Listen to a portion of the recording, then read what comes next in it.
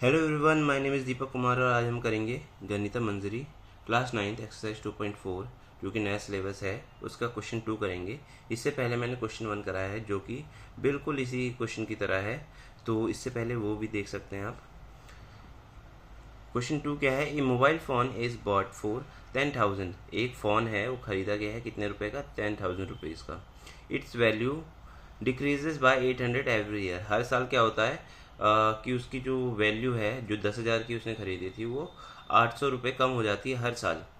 First year में 800 हो गई, फिर 1600, फिर 2400, ऐसे कम होती जा रही है। अब पहला क्वेश्चन क्या पूछा है? Find the value of phone after 3 years. 3 साल के बाद उसकी वैल्यू क्या हो जाएगी फ़ोन की? इनिशियल वैल्यू क्या है उसकी? इनिशियल मतलब उसने ख़रीदा तो क्या, कितने का था? इनिशियल वैल्यू 10,000 का। उसके बाद जो हर डिक्रीजेस कम हो रही है उसकी वैल्यू, कब कम हो रही है? पर ईयर कितनी कम हो रही है?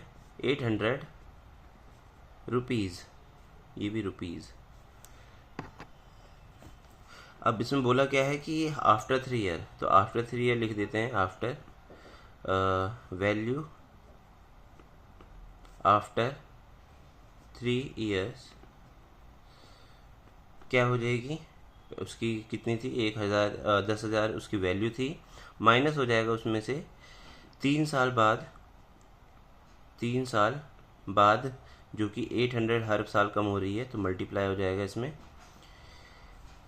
क्या आ जाएगा? 10,000 माइनस यहाँ से आ जाएगा 2400 और यहाँ आ जाएगा, क्या आ जाएगा? 7600 रुपीज़ उसकी वैल्यू हो जाएगी 3 साल बाद। यही इसका आंसर हो जाएगा। इसके बाद है क्वेश्चन नंबर 2। इसी का क्वेश्चन नंबर 2 का ही part 2। Make a table of values for T varying from 0 to 8 years. मतलब टाइम जो है वो अलग अलग हो रहा है 0 से लेके 8 साल तक। Show how value of the phone V, कैसे वैल्यू चेंज हो रहा है या डिप्रिशिएट विद टाइम, टाइम के साथ कैसे वैल्यू चेंज हो रही है वो बताना है। तो इसके लिए आपको एक टेबल बनाना होगा। इसके बाद यहाँ हम लिख सकते हैं कि टी किस में है? टाइम किस में दिया हुआ है? ईयर में दिया हुआ है। और वी जो कि क्या है? वैल्यू किस में दिया हुआ है? वैल्यू रुपीज़ में दी हुई है।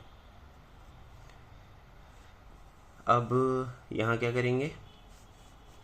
यहाँ करना है जो भी करना है, कहाँ से? 0 से लेके 8 मंथ तक, 8 ईयर तक। 0, 1, 2, 3, 4, 5, 6, 7 और 8।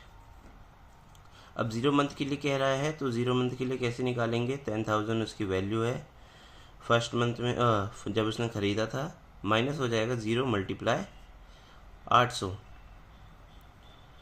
यहाँ आ जाएगा 10,000। ऐसे करेंगे फर्स्ट मंथ के लिए, माइनस 1 मल्टीप्लाई 800 इक्वल टू क्या आ जाएगा इसमें? 9,200। ऐसे ही तीसरा करेंगे, 84007600। इसके बाद फिर 800 माइनस होगा तो 6800, 6,800 गायब हो गया, इसमें से माइनस हो गया। 6,500, 5,200,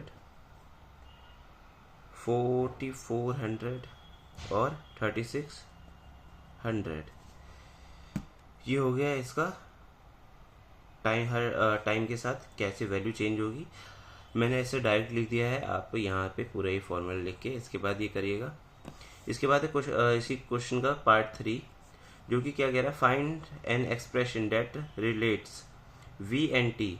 जो ऐसा एक्सप्रेशन बताना है जो वी और टी को रिलेट कर दे एक दूसरे से, and explain why it represent linear DK.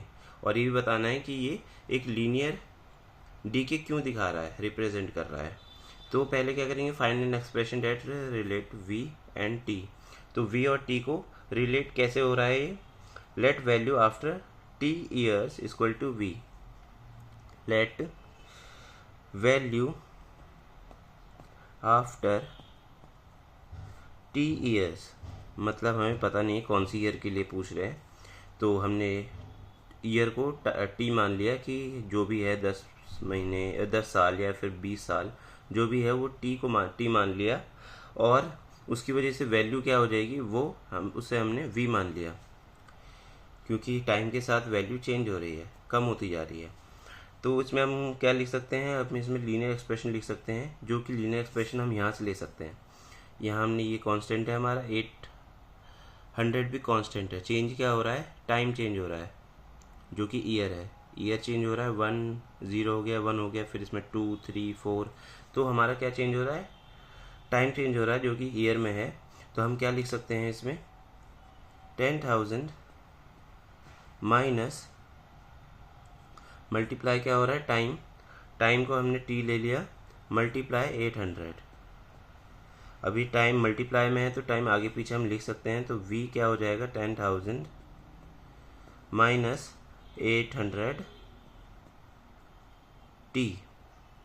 Multiply में अगर दो टर्म्स के बीच में कोई साइन नहीं है मतलब वो मल्टीप्लाई में है, तो 800 t हो गया ये, यही इसका लीनियर एक्सप्रेशन बन गया।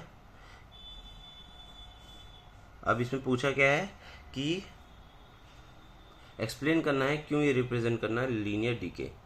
तो इसमें हम लिख सकते हैं दिस रिप्रेजेंट्स लीनियर डीके, ये लीनियर डीके रिप्रेजेंट कर रहा है क्योंकि because the value decreases bye constant amount, एक कांस्टेंट अमाउंट से ही कम होता जा रहा है। कांस्टेंट अमाउंट क्या है उसमें, 800 से ही हर साल वो कम हो रहा है। ऐसा नहीं है कि वो पहले 400 से कम हो रहा है, फिर 800 से हो रहा है, फिर 1300 से हो रहा है, ऐसा नहीं है, हर साल कम हो रहा है। तो इसमें हम ये लिख सकते हैं दूसरे, जो ये explain why represents linear decay, क्यों रिप्रेजेंट कर रहा है लीनियर डीके इसमें। Thank you.